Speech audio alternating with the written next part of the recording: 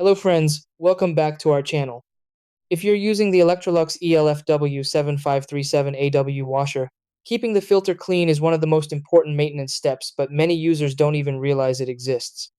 Over time, lint, coins, hair, and small debris can collect in the drain filter, which can lead to slow draining, bad odors, or even error codes.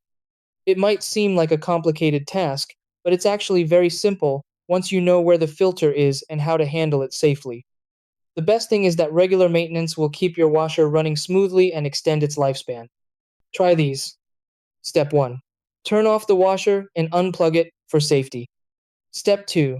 Open the lower front panel to access the drain filter. Step 3. Place a towel or container to catch any water. Step 4. Unscrew and remove the filter carefully. Step 5.